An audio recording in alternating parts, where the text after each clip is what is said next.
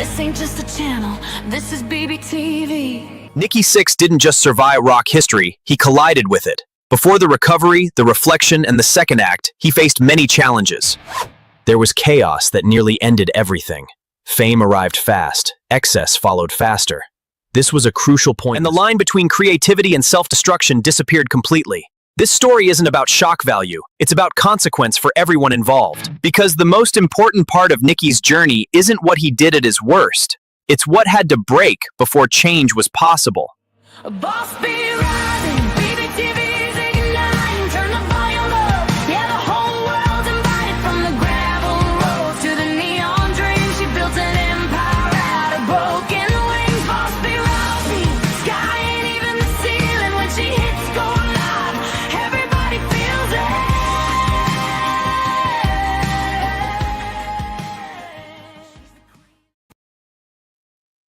The queen of the comeback. All right. Welcome in. This is our first Jukebox Journey of 2026. I'm excited because y'all, I've upped my game. Period. Full stop. And before we even get started, let me set the tone for today. Because this episode is doing something a little different. And I don't want anyone coming in with the wrong expectations and missing the point. Jukebox Journey is not a playlist show. It never was. It's not about lining up artists that sound good together or even stacking songs that fit the same vibe or doing polite little hops from one band to another because the algorithm likes familiarity. That's easy. But we ain't doing that here. It's comfortable. We still ain't doing it here. And honestly, that gets boring real fast. It does. If I wanted to do that, I'd just put Spotify on shuffle and call it a day. But no, we're not doing that either. This show is about connection, real connection, human connection, the kind that leaves fingerprints all over the music, whether people want to talk about it or not. And somewhere along the way, even I'll admit it, we drifted a little too far into surface level chains. Same era, same sound, same scene, but not enough why, not enough consequence, and definitely not enough teeth. So today is a course correction. Call it a resolution. The reason today works as a reset, though, is because the story we're telling does not allow for politeness. You can't sand this one down and still be honest. You can't skip the ugly parts and claim it insight. No. And you definitely can't talk about the music without talking about the cost, right? Everybody's always loving the music. Oh, that's why we're starting here. But no, it's not just about the music. These people were human, okay? They're human. They may be heroes. They may do extraordinary things, but let me tell you, they're human and they have lives too. Now, when you hear the name Nikki Sixx, my heart thumps, okay? I'm just going to put that out there. I love me some Nikki Sixx. Most people immediately think extremes, right? Either the myth, the chaos, the excess, the legend, or the redemption arc, the recovery, the reflection. The look how far he's come version. What gets lost in between those two narratives is the process, the long, uncomfortable stretch where things didn't make sense, where the damage was still fresh, and where survival was not guaranteed. Not at all. That middle is what we're dealing with today. Because if you jump straight from destruction to redemption, you turn growth into branding.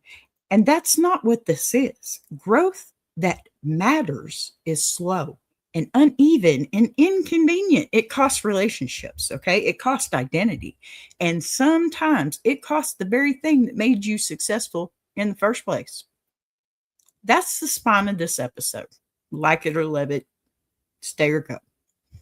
Now, I want to say something clearly because I know how these conversations can go sideways if you don't frame them properly.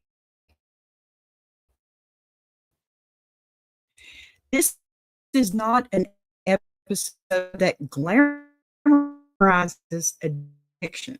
It's not an episode that romanticizes chaos. And it's not an episode that pretends destructive behavior excuse is tired. And it doesn't hold up under scrutiny, does it? No. So we're talking about substance dependency, destructive cycles, and high risk behavior because those things shape the music, the band, and you know what? Very much the people involved. Not because they're entertaining, but because they were consequential. Ignoring that doesn't make the story cleaner, it makes it dishonest. And honesty is kind of the whole point here, right? One of the reasons Nikki Sixx is such a powerful figure for his format, or this format, is because his story gives us a clear through line that spans multiple bands, multiple identities, and multiple versions of himself. You can't separate the early success from the instability that followed it. You can't separate the creativity from the self-destruction. And you know what? You can't separate the survival from the accountability that came later. That's what this is about. Those things are linked whether people like it or not. And usually, no, they don't like it. They just don't. And can you blame them? I mean, honestly, because sometimes, people can be bad. But that's why today's Jukebox Journey is built differently, I guess. You're going to hear longer video segments. You're going to hear more structure context before I jump back in. And when I do talk, it's not going to be to fill air or recap what you just heard. It's going to be to tell you why it matters, where the myth, they fall apart, and what this story actually teaches us beyond the music itself. Guys, I love my music. I do. And this is where I excel. So we're going to get into this pretty deep. So this is intentional, okay? All of this is intentional. And we know who Nikki Sixx is, but does anybody really know who Nikki Sixx is? Because I'm done rushing stories that deserve patience, okay? Let's talk about why this matters beyond Nikki Sixx. Because if this was just a biography, we wouldn't be doing it here. The real tension in this story isn't fame versus obscurity. It's momentum versus sustainability. And that's a problem a lot of people run into, not just musicians. You do. Come on. When success comes fast, it rewards behavior before it checks structure. It celebrates, output before it asks whether the system can survive it. And once people are applauding, it becomes very hard to slow down long enough to notice what's breaking underneath. That's not a moral failure, okay? That's a human failure. It's not just musicians that have these problems, okay? But if you see somebody that you have always thought, man, I want to be that. Do you really? Think about it. Okay? Think about it. Do you really? Or do you want to be a better version of that? That's where I want to go. And honestly, I think that's where Nikki Sixx went. He found himself again and again and again and again, But eventually, reality does intervene. It always does. And when it does, the choices get narrower. You either change or you collapse. You don't always get to do both, right? That's where this journey really begins. And I also want to be honest about something else, because this show is as much about how we tell stories as it is about the stories themselves. I'm pacing myself differently right now. I'm structuring my talking time differently, and that's not accidental. It's not a lack of commitment. It's the opposite. I want to be able to do this work long term. I love doing it. I want these conversations to stay sharp, thoughtful, and grounded instead of strained and rushed. So tonight, you're going to see me step in, step out, let the story breathe, and then come back when there's something worth adding. Now, that's not absence to me. That's discipline. Okay. Because we all know I'm having a little issue with my voice and everything. And honestly, it fits the story better anyway, because Nikki Sixx's story is not one long monologue. It's a series of collisions and consequences and recalibrations. It has breaks in it. It has pauses in it. It has moments where everything stops working and has to be rebuilt from the ground up. Hi, Jaden. Thank you for joining the group. Hello to anybody that's coming in. Star Gorilla, very good to see you. Speeds Bros, happy to have you. You are chill. I'm so glad because we are chill here. Hello, boss man. Good to see you. Pardon me for not getting to that sooner, but y'all, if you don't know this already, I love me some Nikki Sixx. I think I already said that once. Okay. Anyway, and let me tell you something. It's because I think he has a lot to show a lot of people because of the different things that he has gone through and come out of. I mean, the man's breathing today, and that's saying a lot. We know how the rock world goes, right? But anyway, back to this. Yes, welcome to the universe. Thank you so much. So, I guess back to the structure. If it feels different, that's because the story demanded it.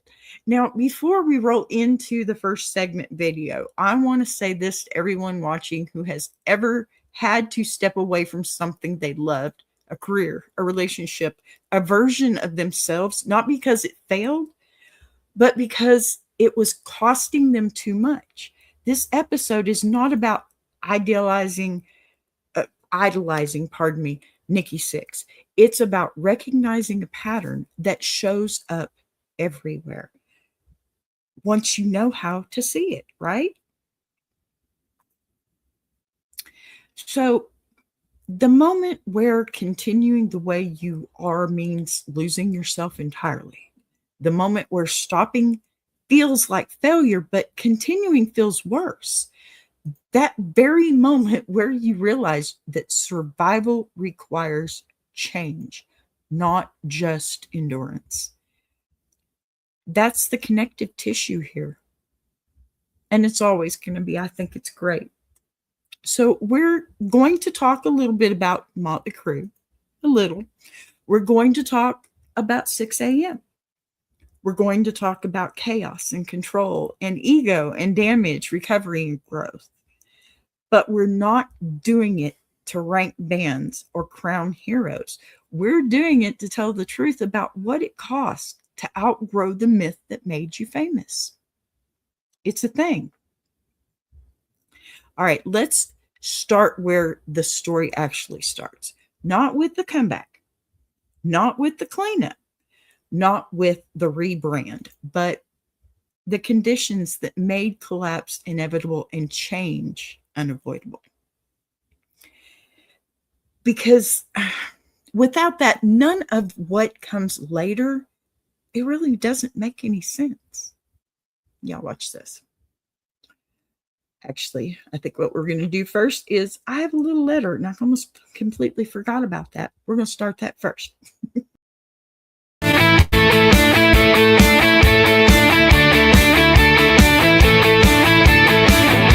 Dear B. All right, I'm going to say this the way I should have said it a long time ago. I grew up watching Nikki, not up close. But through the version of you the world sold us, the loud one, the dangerous one, the one we were told was rock and roll.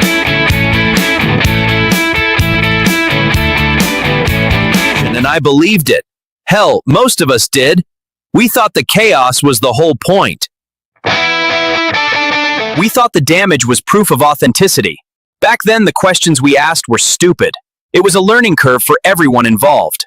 How does he live like this? How far can he push it? How long before it all blows up? What we were really asking was how much a person could destroy and still be admired and praised by everyone. Here's the question I didn't know how to ask until I got older. Was any of it ever control? Or was it just noise loud enough to hide what was breaking underneath? It's truly something to consider, isn't it now? Because from the outside, it looked like power. But looking back now, it looks a lot more like armor. Like survival dressed up as confidence. And we cheered it on because the myth needed feeding. It was a fascinating study in human psychology. We used to say the music wouldn't survive without excess. That if the chaos stopped, the creativity would too. I really believe that. Turns out, that belief says more about us than it ever did about you. That's another question we never asked. What does it cost to be the guy everyone points to and says, "That's rock and roll," while quietly expecting you not to make it out alive? Back then, we called it a lifestyle. Now I call it a trap, watching you survive and then change completely. It forced a lot of us to sit with something uncomfortable, because survival alone wasn't the story we were expecting to hear, and it really shifted our perspective. Accountability was. And accountability doesn't make for flashy headlines. Some people wanted the old version back. Some wanted redemption without reckoning. Some wanted to pretend the wreckage didn't matter as long as the songs kept coming. But growth doesn't work like that. So here's the question that actually matters, the really important one to ask. What does it look like to grow up without rewriting your history? From where I'm standing, it looks a little bit quieter. It looks like boundaries. It looks like choosing coherence over chaos, like using the microphone differently and exploring new sounds. Not to amplify destruction, but to name it honestly. I am not writing this as a fan looking for a hero, and I'm not writing it as a critic pretending I was above it all. I'm writing it as someone who needed time to realize we were asking the wrong questions. We were asking how wild you could be. We should have been asking how human. And the fact that we are still getting answers. Without spectacle, without denial, this might be the most honest part of the whole story. It truly captures the essence of what happened, raw and unfiltered.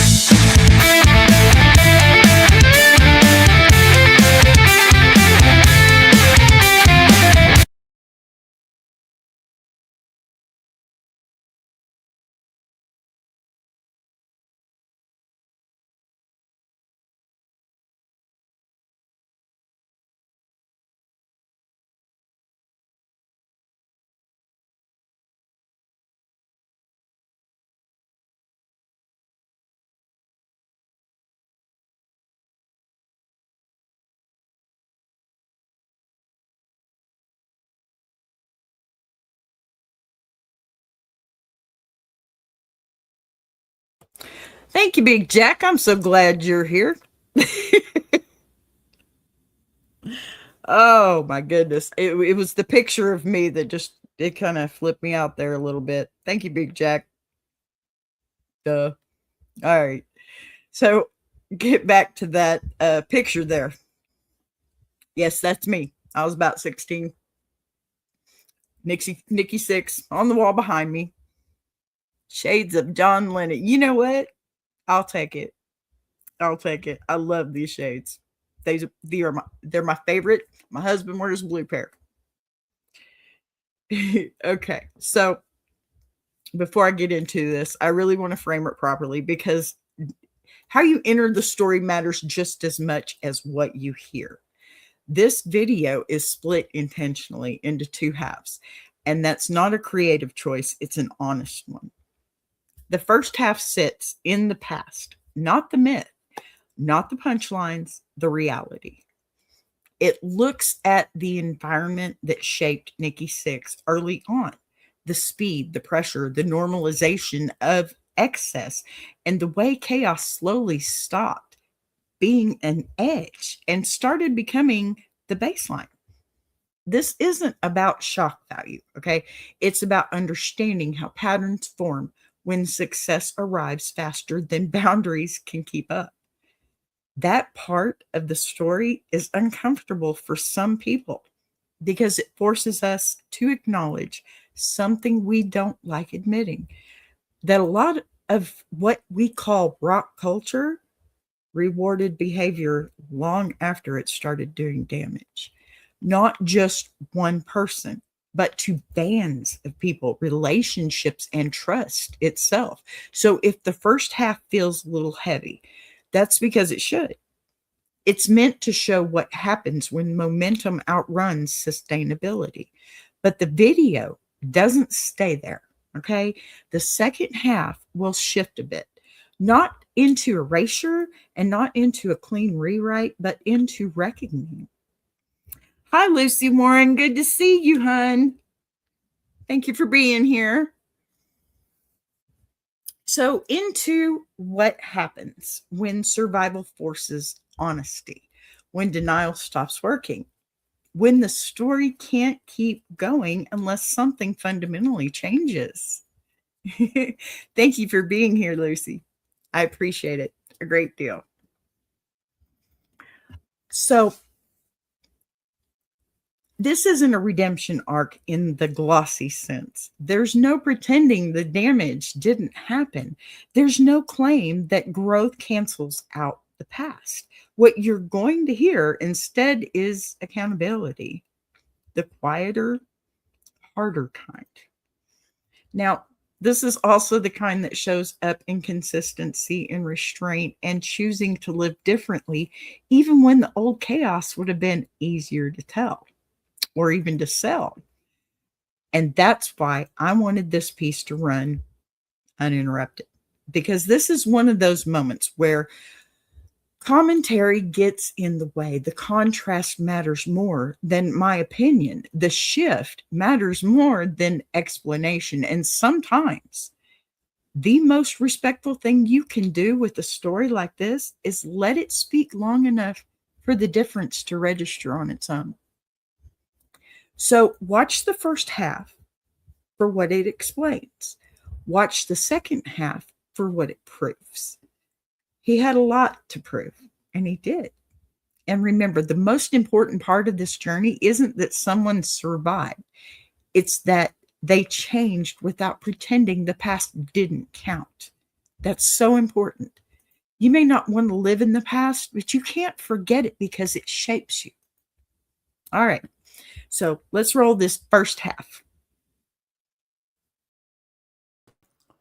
Before stardom, who Nikki Sixx was before the world watched. Before anybody ever screamed his name from a crowd, before the eyeliner and the headlines and the mythology hardened into something people now call rock history, Nikki Sixx was already carrying a kind of hunger that doesn't come from wanting fame. It comes from wanting to matter, from wanting to be impossible to ignore. And that distinction, it really matters, because people who want fame will perform for it, but people who want to matter will burn things down if they think it's the only way to be seen. Now that edge was there early, long before anyone slapped a logo on it or called it a brand. Nikki didn't grow into that intensity because of success. Success poured gasoline on something that was already smoldering. And when people talk about the early days, they love to make it sound scrappy and romantic, like everybody was just chasing a dream together. But the truth is, that early grind is where ego and insecurity move in together and start rearranging the furniture. So Mötley Crüe didn't come together because four perfectly aligned souls found each other at the exact right moment. It came together because personalities collided. Strong ones, volatile ones.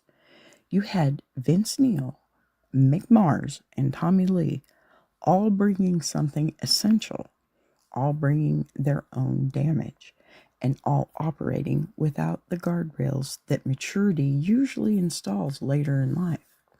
And in the middle of that, Nikki wasn't just another guy in the room. He was already trying to steer the thing. That's where the petty starts. Not the fun kind, the real kind. Who's in charge?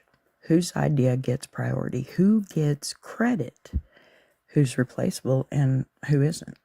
And when nobody's famous yet, every disagreement feels existential. You're not just arguing about music, you're arguing about survival, about identity, about whether you're going to be the one left standing when this either explodes or takes off. Nikki had vision, and vision is dangerous when it's paired with fear, because vision wants control, it wants structure, it wants direction. And when you're surrounded by other big personalities who aren't interested in being directed, that turns into friction fast. Early Nikki was driven, creative, and relentless, and also not always easy, not always kind, and not always self-aware enough to see where the line between leadership and control was getting crossed. And here's where the story usually gets cleaned up for comfort. So we're not doing that. Substances didn't suddenly appear once the fame arrived. They were already a part of the environment, already blurring boundaries, already amplifying whatever tendencies were present instead of tempering them. That wasn't glamorous excess yet. That was coping. This was self-medication mixed with ambition and adrenaline, a combination that doesn't end well when nobody involved knows how to slow down. The band's early identity fed that volatility. Shock wasn't accidental, it was intentional. Provocation was currency, and Nikki, he understood that instinctively. He knew how to make noise, how to command attention, how to build an image that couldn't be ignored.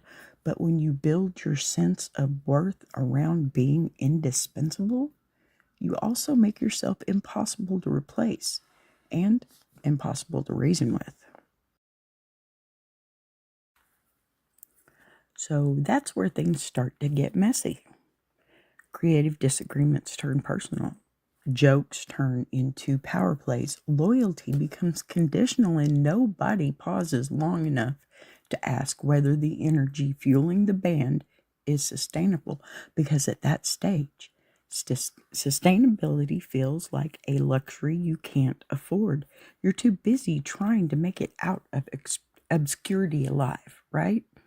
This is also where the myth starts lying to us. We are told that the chaos is what made the band, that dysfunction equals authenticity, that if it was messy, it must have been magic. But the truth is, chaos did not create Mötley Crüe. It threatened to tear it apart before it ever really stood a chance. The chemistry, it wasn't born from destruction. It survived in spite of it. And yeah, I'm going to say the thing out loud, because dancing around it is boring. Early Nikki Sixx was a hot mess, a talented one, a magnetic one, a walking warning label. Would I have kicked him out of my bed? Absolutely not. Would I have trusted him with my emotional stability, my finances, or my long-term well-being? Hell no. And both of those things can be true at the same time. That's not shade, that's honesty. He was the kind of person you'd follow into a room without checking for exits. Exciting, dangerous, compelling, and already showing signs that boundaries were going to be a problem long before success magnified everything. That's the version of Nikki people love to mythologize later, okay? But without acknowledging how close that energy came to imploding the whole operation. What matters here is that none of this started with fame. The patterns were already in place. Control issues, identity tied too tightly to output, a deep fear of being irrelevant or replaceable, a need to be central, and a need to matter. All of that existed before the world ever showed up to applaud it. So when Mötley Crüe finally broke through, they weren't stepping into success with clean hands and stable footing. They were carrying unresolved tension, unchecked habits, and personalities that had never been forced to slow down or even self-correct. Fame didn't introduce those problems. It rewarded them. It normalized them. It made them profitable. And that's why this story has to start here. Because if you want to understand the collapse, the reckoning, and the eventual growth, you have to understand the person before the pressure. You have to see the hunger before it was fed, the insecurity before it was validated, the chaos before it was celebrated. Nikki Sixx didn't become complicated because of success. Success made it impossible to ignore how complicated he already was. And that's where this journey actually begins. Not with the spotlight, not with the excess, but with a young man who needed to matter so badly that he was willing to let everything else burn if that's what it took. Stardom, escalation, and when chaos stops being cute. When the fame finally hit, it didn't arrive gently. It never does. It came fast and loud and validating in the most dangerous way possible. It told everyone involved that whatever they were doing was working. And that's the moment when bad habits stop looking like warning signs and start looking like personality traits. So for Nikki Sixx, success didn't calm anything down. It amplified everything that was already there. The hunger didn't disappear once the rooms filled up. It mutated. It turned into pressure to maintain control, to stay essential, to keep the machine moving no matter what it cost. Because once people start watching, slowing down feels like, well, unaliving. And the band dynamic, it didn't magically mature just because money showed up. Mötley Crüe became bigger and louder and more powerful, but internally, the same petty issues followed them into larger rooms. Creative control fights did not go away. They got more expensive. Ego clashes didn't soften. They got more public. And, well, the substance use or abuse, which had already been blurring boundaries early on, now had the money, the access, and cultural permission to run unchecked. This is where the myth really tightens its grip. Because from the outside, this is the part people still cheer for. The excess, the headlines. The can you believe they survived that stories. But living inside that environment is not a party, it's a pressure cooker. And Nikki, being both a creative engine and someone deeply tangled in destructive cycles, was right at the center of it. The band didn't just tolerate the chaos. At times, it depended on it. Shock sold. Extremes sold. The brand rewarded instability. And when an entire system benefits from someone not getting well, recovery stops being a personal decision and starts feeling like a betrayal. That's a heavy thing to carry, whether anyone wants to admit it or not. Sometimes people don't want you to get well because you're not the same. So inside the band, trust eroded in ways that weren't always loud.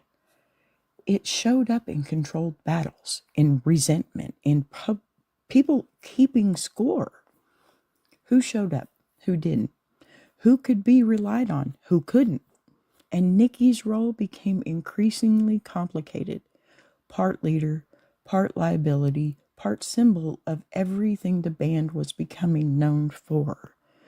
This is the part where rock culture excuses get rolled out, where people shrug and say, that's just how it was back then.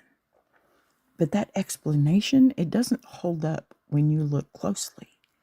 What really is happening was that accountability kept getting postponed, not denied, just delayed. And delay has consequences. Substance dependency didn't just affect Nikki's health. It affected decision making, reliability, relationships. It made collaboration harder and trust thinner. And while everyone involved had their own issues, Nikki's position as a central figure meant that when things went wrong, the fallout was also magnified. This is also where fear starts doing real damage. Fear of being replaced or losing relevance. Fear of being seen clearly instead of mythologized. Those fears don't disappear with success. They sharpen. And when fear meets addiction, the result isn't rebellion, it's desperation. There's a moment in every destructive spiral where the chaos stops feeling thrilling and starts feeling necessary, where people aren't partying because they want to, but because stopping would force them to look at what's underneath. And by this point, Nikki was deep in that territory. The behavior wasn't about fun anymore. It was about avoidance. And the band paid for it. Schedules became unreliable. Tensions escalated. Communication broke down. The chemistry that once felt electric started feeling fragile. And instead of addressing the root problems, the machine kept pushing forward because there was too much at stake to pause. Too many people depending on the momentum. Too much money. Too much expectations. Too many eyes. This is where the story gets uncomfortable because there's no clean villain here.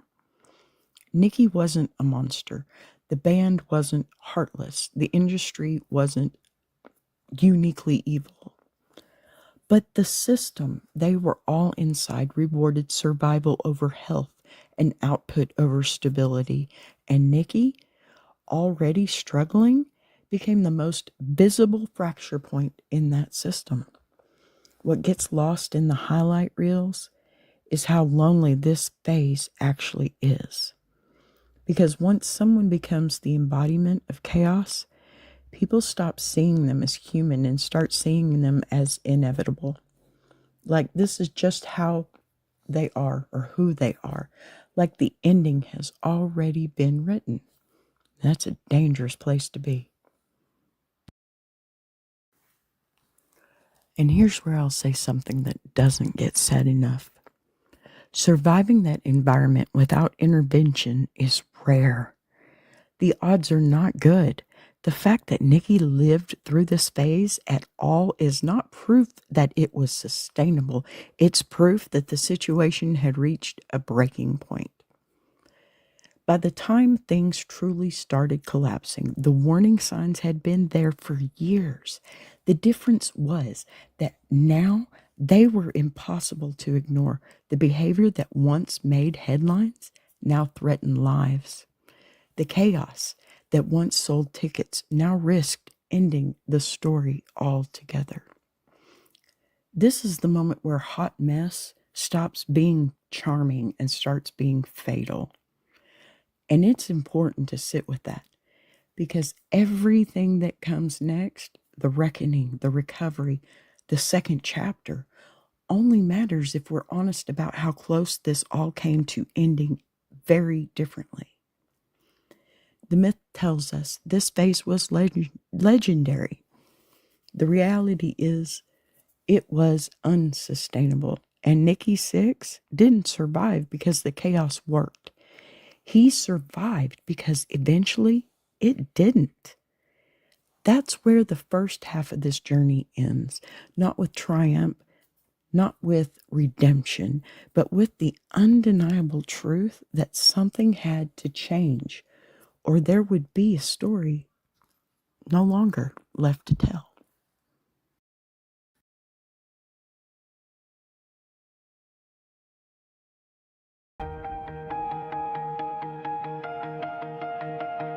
She came from the quiet storms, built a fire from the ground, turned a whisper to a warning. Now her voice shakes the town. Every setback was a lesson, every doubt became a key, unlocking something bigger. That's the rise of Boss B. When the lights go low, her vision hits high. She built a whole damn network off a promise and a try. Every sunrise, every moment, she's stacking legacy. This ain't just a channel, this is BBTV.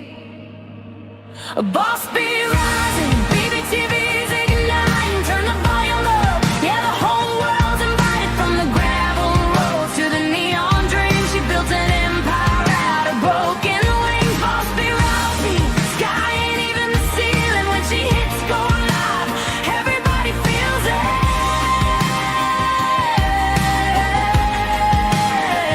She's the queen of the comeback, the storm in the stream, crafting stories out of heartbeats, making visions out of dreams. Got thunder in the hustle, got a voice that cuts clean. Every mic she touches turns the power unseen. So let further spin the numbers, let the views rise slow or fast. Boss B doesn't measure wins by echoes of the past. This moment is a pivot, this season's history. Bow down to the founder of the BBTV dynasty. Boss B rising, BBTV's igniting. Turn the volume up, yeah, the whole world's invited. From the gravel roads to the neon dreams, she built an empire out of broken wings. Boss B rising, sky ain't even the ceiling. When she hits go live, everybody feels it.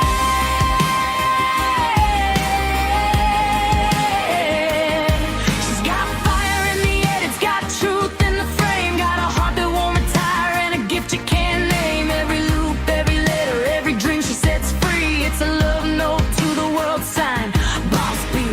And the world keeps watching as the numbers climb, but she's counting all the moments, not the dollar signs. From the late night grind to the daylight scene, she's building something bigger than the algorithm's dream.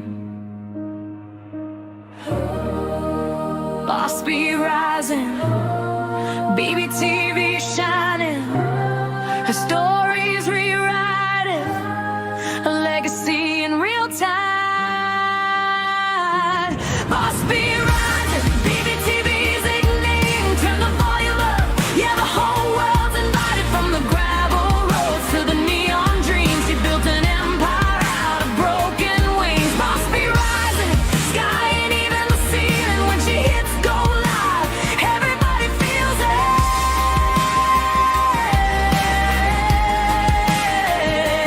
BBTV, where the stories breathe. BBTV, where the dreamers believe. Boss B rising, watch her take her place. This is BBTV, this is her grace.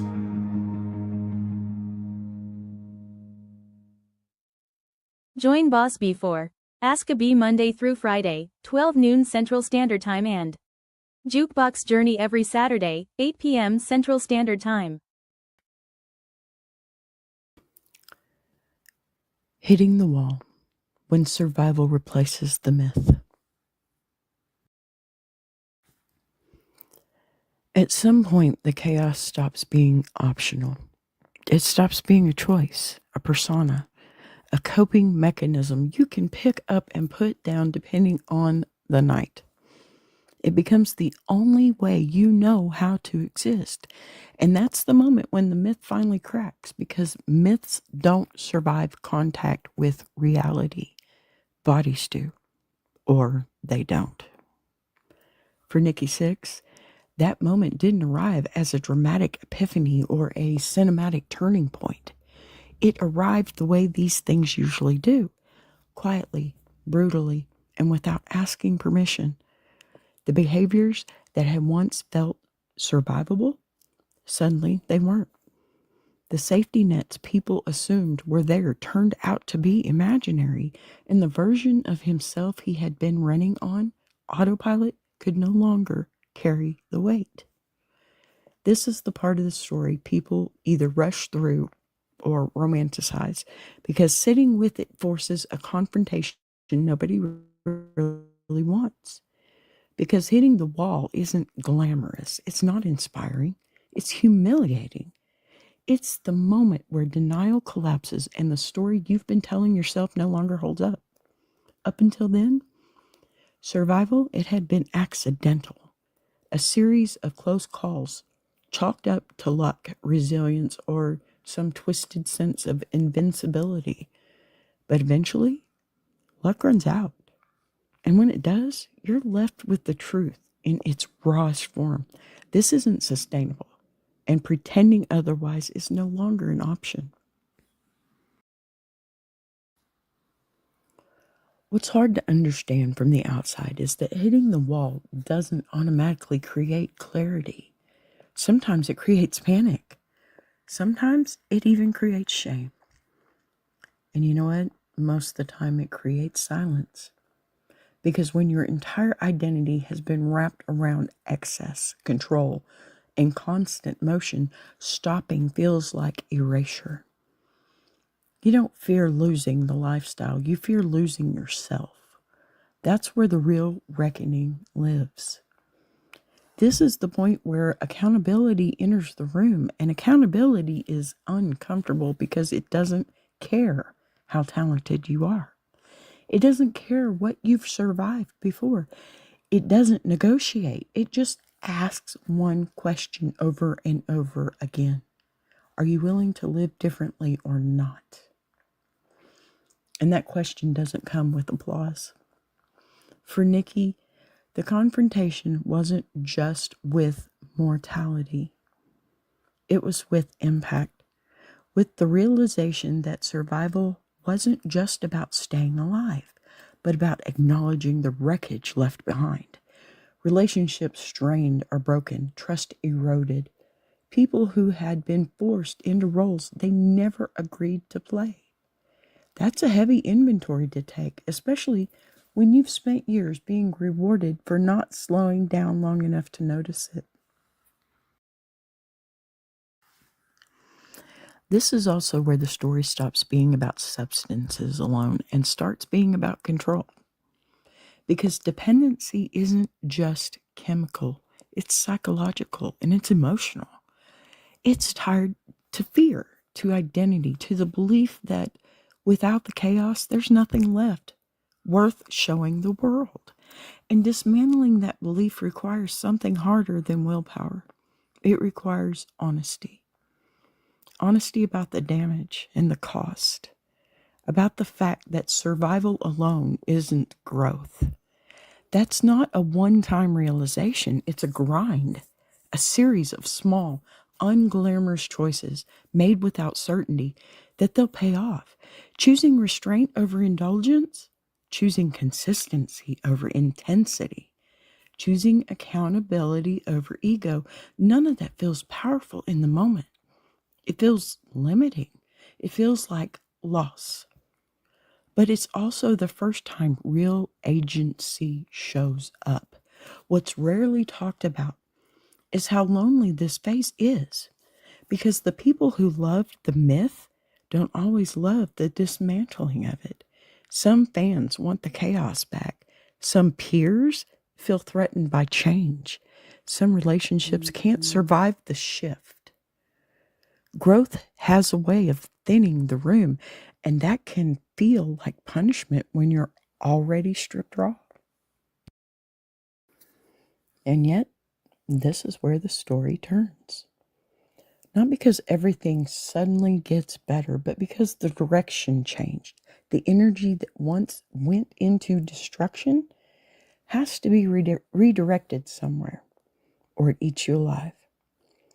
That redirection doesn't erase the past, it forces it into a new shape. This is where reflection replaces reaction, where speaking honestly becomes more important than performing outrage, where the goals shift from being untouchable to being sustainable. That's not a popular transformation, but it's a meaningful one. For Nikki, this phase marked the end of accidental survival and the beginning of intentional living. And intentional living is slower, quieter. It doesn't generate headlines the same way chaos does, but it does something more important. It creates the possibility of a future that isn't built on denial.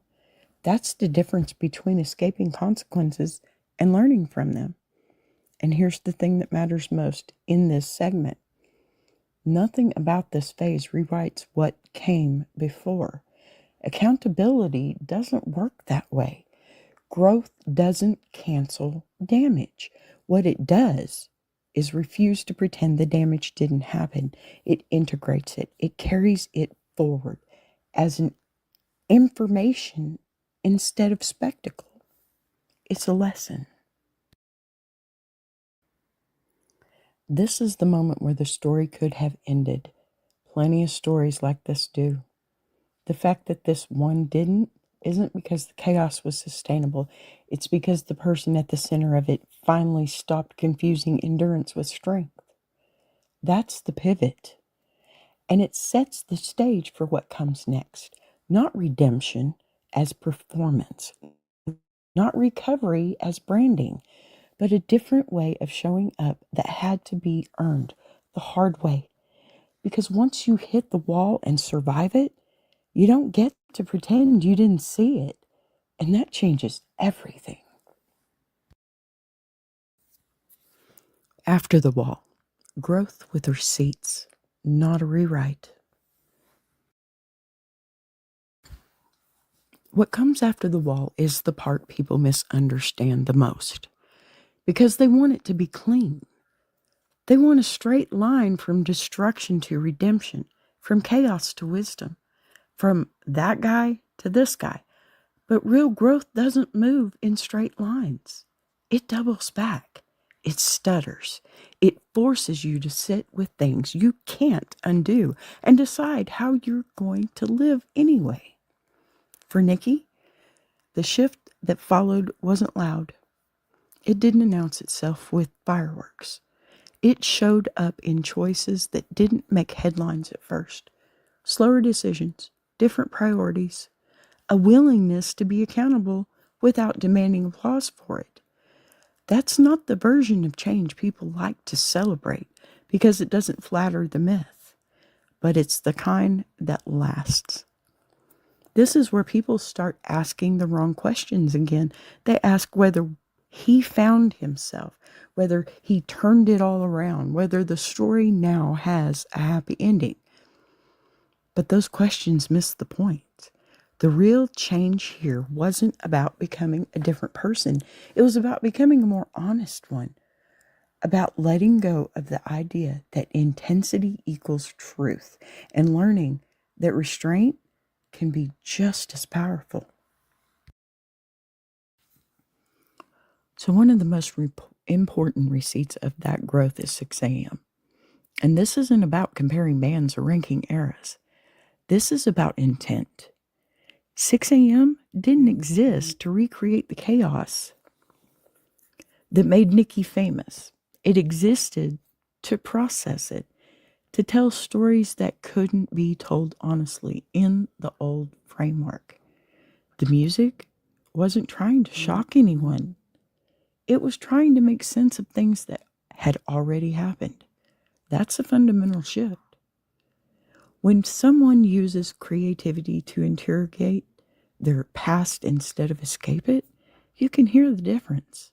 The urgency changes, the aggression softens into clarity, and the need to dominate gives way to the need to communicate. That doesn't make the work weaker, it makes it more precise.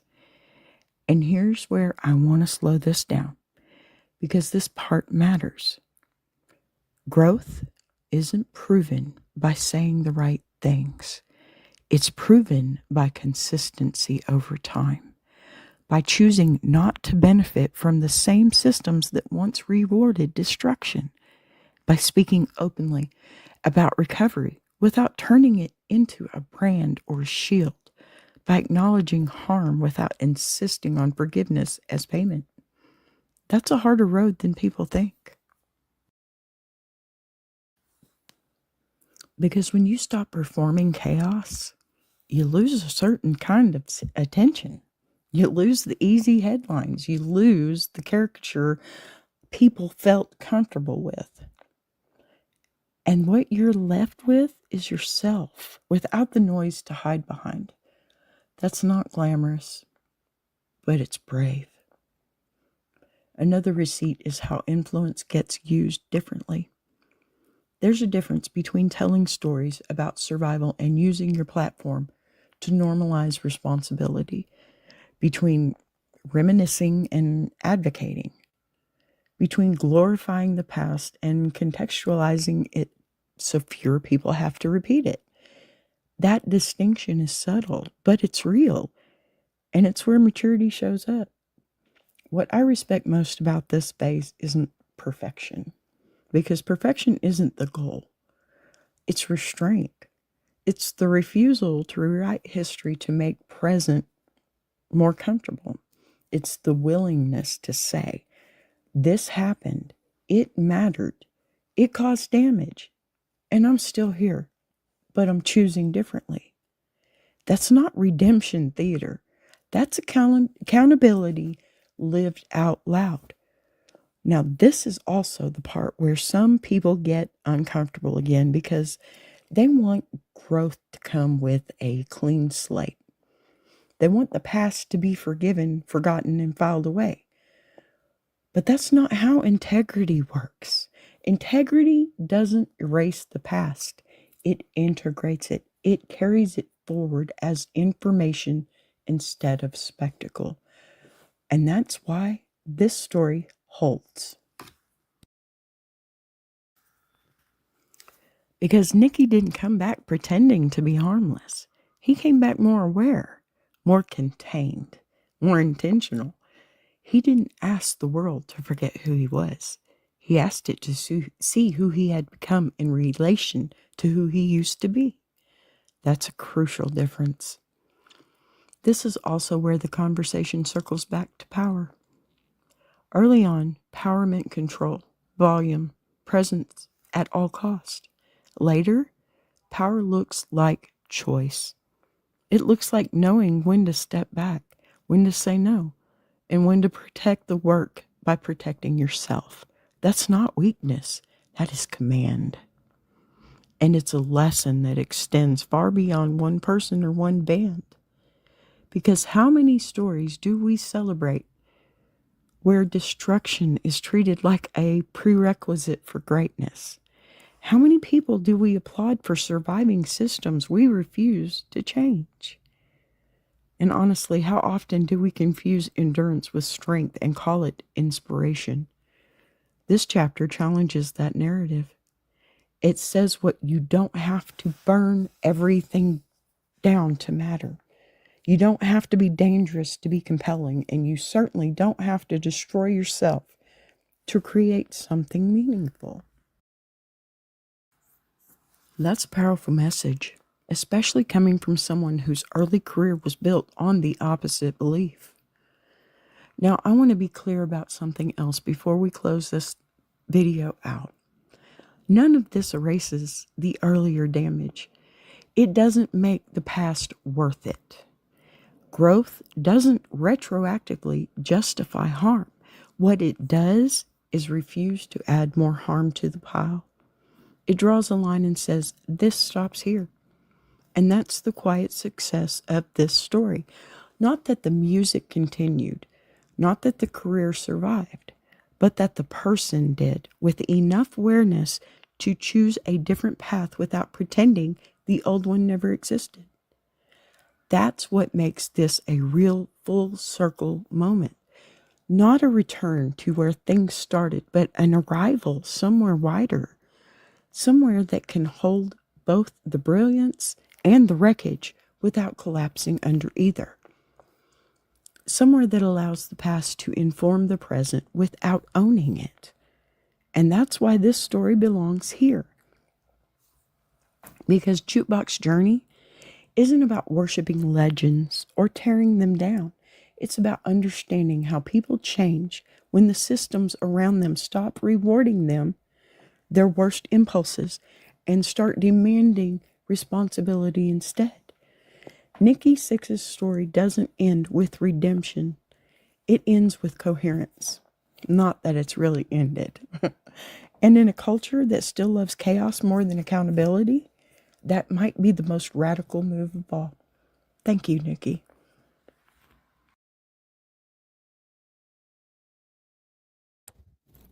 All right. Welcome back. So it's my turn again. I just want to say hello to Kyle and Joy. Thank you for being here. I appreciate you so much. Okay, so I'm not going to pretend I'm neutral here because neutrality is overrated and usually dishonest anyway. First, I want to a little bit myself. To get this out of the way so nobody's touching inch later, okay? Yes, I see Nikki Sixx. I always have. I saw him back when I wasn't supposed to. I see him now that I'm old enough to know better. And if he were standing on a stage in front of me, right, because attraction doesn't disappear just because someone grew up. Go figure. If anything, it gets me more interested. And before anyone, pardon me, turns that into something it's not, calm down. I am me. He is way above my pay grade. Okay. Okay. I said, I see the man. There's a difference, huge difference. What I loved about the letter and what and is that it finally lets grown folks talk honestly about what we were really watching back then. Because let's not rewrite history here. A lot of us weren't just listening to the music. We were watching men self-destruct in real time and calling it freedom. We were confusing danger with depth. We were mistaking lack of boundaries for authenticity. Bad, Gen X, bad. And yeah, we even cheered it on. So when the letter talks about the questions we asked back then, how far can he go? How does he live like that? How long before it all blows up? That hits, right? Because that's exactly what we were doing. We weren't asking those questions out of concern. We were asking them like bets, like spectators. If like the ending was entertainment instead of human being, okay? Y'all, that part, that's on us. Totally on us, Gen X. But here's where I'm going to get spicy because this is where I live. Okay? Prepare yourself, clutch your pearls, get a hold of them. The thing about Nikki Sixx and men like him is that the very traits that made them dangerous also made them magnetic. Intensity, drive, control, issues, wrapped up as confidence with little chemical help, right? That energy pulls people in. It always has. And pretending otherwise, it doesn't make you morally superior. Okay. It just makes you boring. Plain and simple. Let's be honest. Early Nikki was a complete and total hot mess. And I mean that in the most complete sense of the phrase. Brilliant, broken, compelling, unstoppable. The kind of man you'd absolutely follow into a bad decision and then spend years unpacking why you did it. I'm not judging that, okay? I'm naming it. Here's the thing grown women know that younger girls don't yet get. Attraction doesn't mean endorsement. Desire doesn't mean permission. You can want someone and still recognize that they are not safe for you or for themselves for that matter. And that moment in time is not the time. That's where the growth part matters. What I respect about Nikki now isn't that he survived. Survival is not a flex by itself. A lot of people survive while leaving absolute wreckage behind them. What I respect is that he didn't demand applause for changing. He didn't ask us to forget who he was. He didn't even clean up the story so it would sit better in interviews or tabloids, TV, whatever. None of that. He never did that. He let discomfort stay visible and he was okay with it. How can you be? But yeah. And that's hot in a way chaos never was. Sorry, I grew up too. Because confidence without self-awareness is just noise, people. With accountability, with scars you don't pretend are trophies, that's grown man energy to me. Now, let me say something here that might piss a few people off, and I'm okay with that. Women are allowed to admire men who did terrible things and acknowledge that they grew. Those two thoughts can exist in the same brain without canceling each other out. What we're not allowed to do, and what I refuse to do, is pretend the damage didn't happen just because the outcome turned out better than expected. Growth doesn't erase harm, it contextualizes it. And Nikki's later work, this advocacy, the way he speaks about recovery, the way he uses his voice now, that tells me this wasn't about image repair. This was about not wanting to go away the same man he had been surviving as. I think a lot of us can have a common ground with that too. No, we're not famous, but we can understand that, right? And, that's not sexy in a flashy way. That's sexy in an earned way. Go figure. 24-year-old me would have just thought sexy. That's it. Now it's, wow, he found himself again. And it's kind of hot. Yeah. I'll say it again. If I were standing on that stage right now, I'd flirt, because flirting is acknowledgement. It's saying, I see the whole arc, not just the highlight reel. Okay. It's not begging. It's not chasing. It's recognition between adults who understand the cost of becoming who they are. Here's the part where I can bring it home, though. This story isn't really about Nikki Sixx.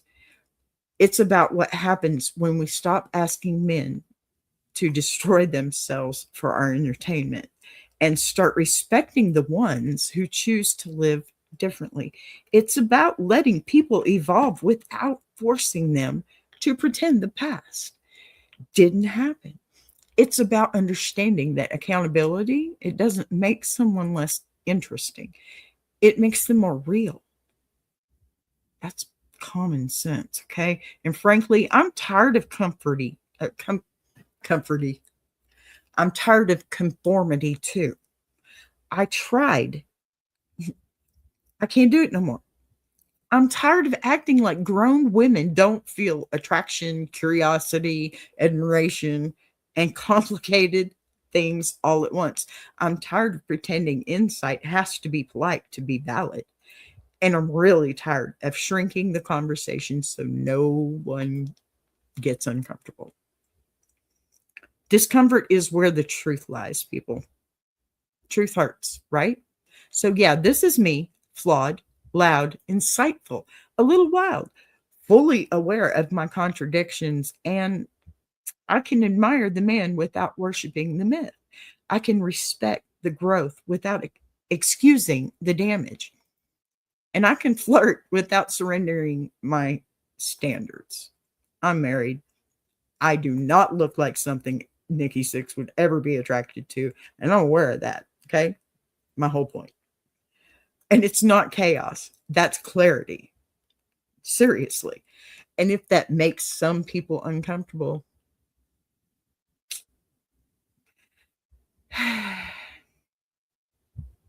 let me just say this. A very wise man that I used to know, God rest his soul, gave me a phrase that I'll carry with me forever. Sorry about your luck. Because the sane people, okay, I'm a little crazy. I know I am. I got it on paper. But let me tell you what, it's the sane people that scare me. And I think Nikki Sixx saw that too. I truly do. I mean, how could he not, right? How could he not? And I think I've said it for more than just, my Nikki Sixx years. I know I have. I know you've heard me say it before. I know my family has definitely heard me say it more than once. All right. So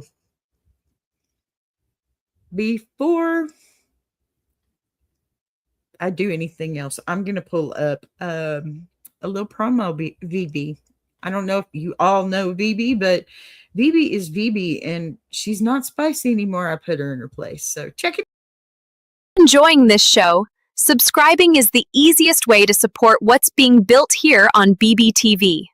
You'll see the join button right next to subscribe. No pressure, no expectations, just an option for people who want to support the channel in a real way. We're live weekdays at 12 p.m. Central, and each day has its own focus. Same honesty, same voice, just different conversations depending on the day. And if you've got a story you want to share, send it in. Anonymous is always fine.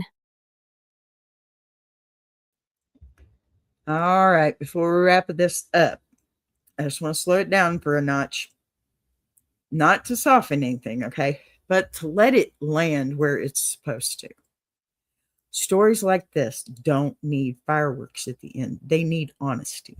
And if you've been with me all the way through this episode, then you already know this wasn't about crowning a hero or tearing one down. You're definitely built different, okay? It was about tracing a full human arc, the kind we don't usually give people permission to have. Because, what we walked through today wasn't just a career. It was a pattern, a cycle, a warning that, a possibility living in the same body. Okay. And yeah, it was about Nikki Sixx, but it was also about what happens when a culture rewards destruction louder than it rewards growth. About what happens when people confuse intensity. Oh, thank you. Hey, Survivor. There you are, doll. Good to see you. So, what I hope you take from this isn't really admiration or judgment. I want it to be perspective, because the real takeaway here, good to meet you. from India. My goodness, all the way from India watching me. I feel so blessed. Thank you. Thank you. Very proud. Thank you. I love your videos, by the way. They are just absolutely beautiful. And anybody that has needs to know, you know what? I'm going to do this real quick.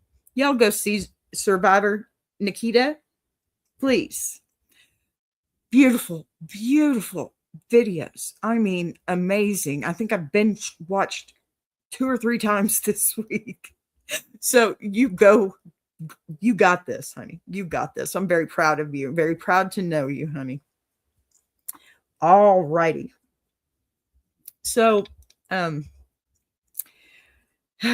real takeaway here isn't that someone fell hard, okay, and climbed back up. It's that the climb didn't erase the fall, and it didn't need to.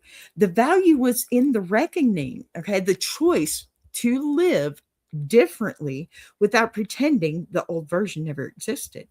That kind of growth doesn't shout. It doesn't beg to be believed. It just shows up consistently.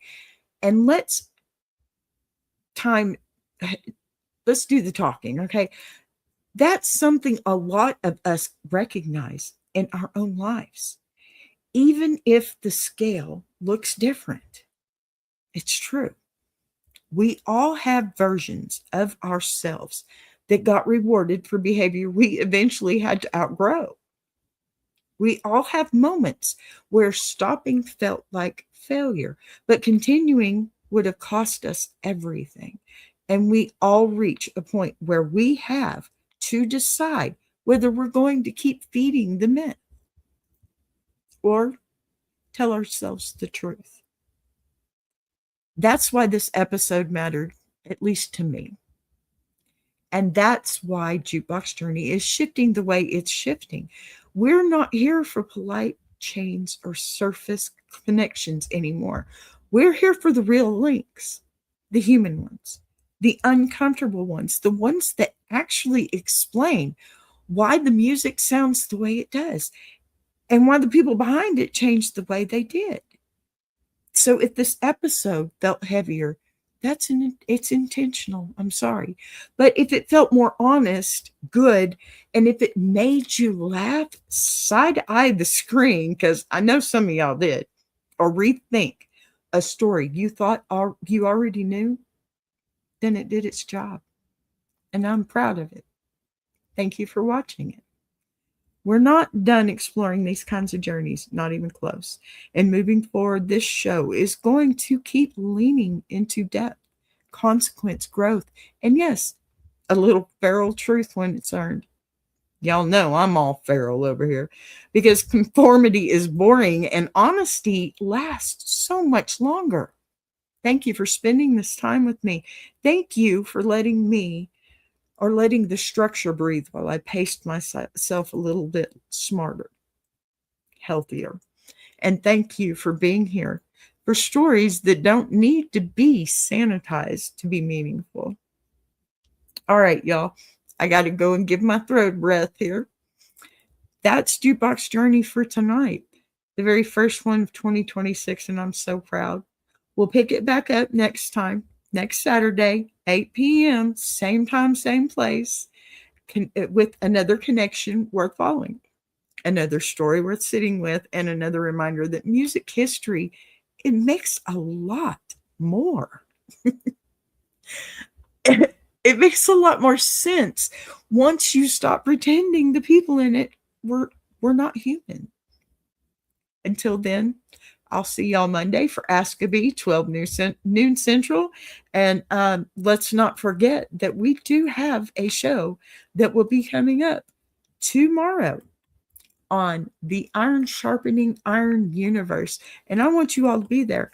Please be there. I've left you the link. Okay. Until then, take care of yourselves and don't be afraid to grow louder and wiser at the same damn time. All right? Love you all. Thank you. Thank you to my new sister, Nikita. Love you, honey. Bye-bye, y'all.